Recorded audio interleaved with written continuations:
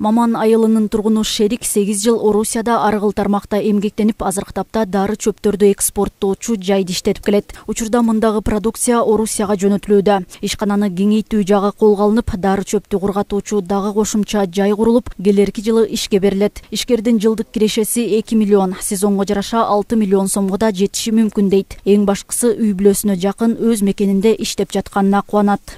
Биз Россияда стройкада иштедик, таксиде иштедик, Powerball иштедик көбүнчөсүн. Ошо кели ушул Валеренко бизде Маманда Союз убагынан бери эле сепчи Валеренко. Ошону ойлонуп келип Валеренко сеп баштадык.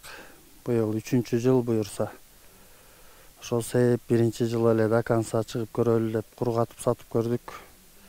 50 сотуктан 700 миңге чейин пайда көргөндөн кийин, андан кийин Кыргызстанда эле калалы деп чечтик келинчегибиз болуп.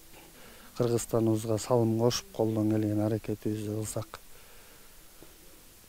Жок бойдон тура бербейт дейт го, Кудайга шүгүр Кыргызстан өнүгүп келатат күндөн күнгө. Буюрса бир күн келет, наоборот бизге мигранттар келип иштеп калат го буюрса. Мында 20-га жакын жумуш орундары да түзүлгөн. Дары чөптөр чогултулуп, кээ бир учурда кардарлардан сатылып алынат. Жууп тазалап кургата турган жабдыктын баары колго жасалган. Чачакта иштегичи өзүбүздүн мекенибизде эле иштеп аябай негизи жакшы да. Жумушу бияктыкы 3 мал тамагы менен жатаканасы бар. Зарплата жакшы, 1,5 миңден күнүнө төлөп берет. 20-10 сантиметр көтөрүлүп, ушунда аба шамалдап, бул өзү тоорсуйт. Тоорсугандан кийин анан сушилкага кирет да. Булардын деген мындай ар бир мусорларынан дагы алып терип биз качествосын чыгарабыз да, кыскасы. Бул азыр жайылып кургаганга даярданып атат да, тоорсуп атат. Азыркы учурда кала боюнча 750 жумушсуз жарандар каттоодо турат. Мунун санын азайтуу багытында атайын кызматтар тарабынан бош орундар жарыяланып турат. 2 жылдан бери бизде тигүү цехи ачылган. Тигүү цехи бул жеке менчик болгон менен, бирок мамлекет тарабынан грантовый эмес, жана суда акчалар, проценти жок да. Бирок ал жерде мамлекет мындай эмени койгон талапты. Ушул Каракол шаарындагы жергиликтүү жарандарды кабыл аласыңар, окутасыңар деп. Азыркы учурда мына 200 орунда ачылган.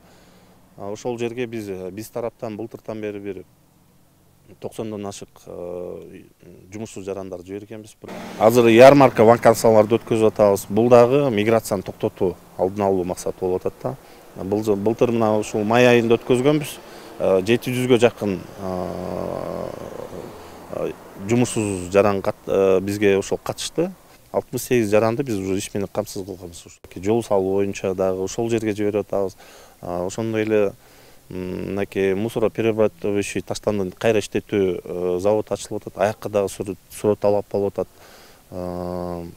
Мындай карасак, жалпысынан караганда шаар ичинде жумуш ордулары көп ачылып атат. Белгилей кетсек, учурда Каракол шаары боюнча ички миграциядагы жарандар 35, тышкы миграциядагы мекендештер 300дөн ашат. Ал эми мындай мекендештердин балдарынын саны 609ду түзөт. Айнура Достукбекова, Асылбек Касенов, Ысык Көл жаңылыктары.